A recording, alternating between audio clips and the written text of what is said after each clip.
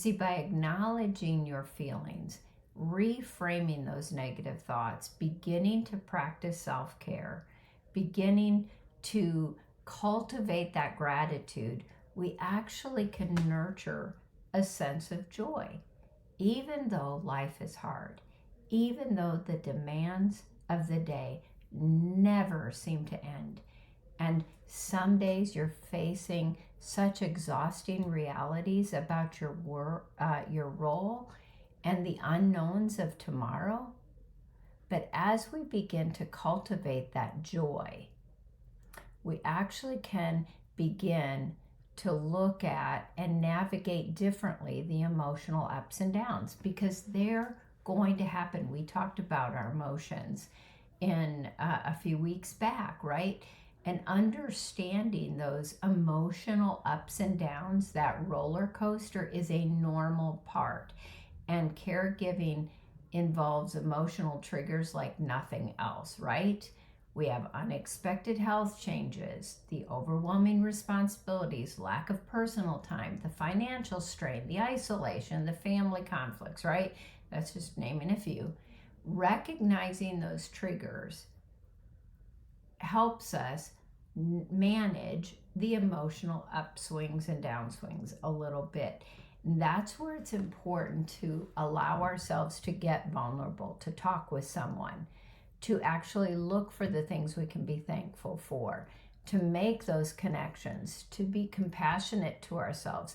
Those are all foundational elements in finding joy and maintaining your well-being. So I want you to think for a moment, what are those situations that trigger me? Because we've all got them. What do I feel this trigger is saying about me? What do I need to reestablish a sense of security and peace, right? And then ask yourself, do my thoughts reflect my current situation or something from the past or fear of the future? So it's getting mindful, it's thinking about these things.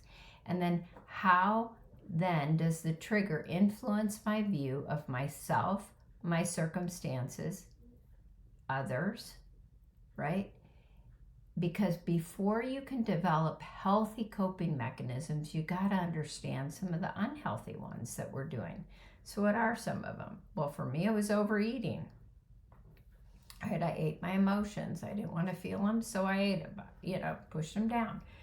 It's withdrawing socially. It might be substance abuse. It could be neglecting your health.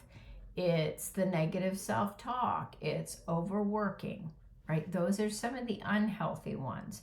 Well, what are some healthy ways we can cope? Well, healthy eating, regular physical movement and exercise, social connection, prioritize caring for yourself, talk nice to yourself, set boundaries, engage in renewal activities, relaxation, pursue hobbies, and get professional help if you need it. See, you have to allow yourself to feel joy. Don't be afraid of it. Recognize that when we allow ourselves to get vulnerable and be honest with ourselves, we open ourselves up to moving forward. And so I want you to think about some of the things that we often do, because we speak a lot about gratitude and we speak a lot about having a grateful heart. And I know it's hard to do that amid these struggles, right? But as a practice, if you're not doing that, I honestly believe joy will continue to elude you, because it's the gratitude, it's looking for the small things to be thankful for that actually shifts our perspectives from what I can't do or what I don't have. And it shifts it to what I can do and what I do have. And so as you focus on these things, your stress actually reduces and your quality of life begins to increase.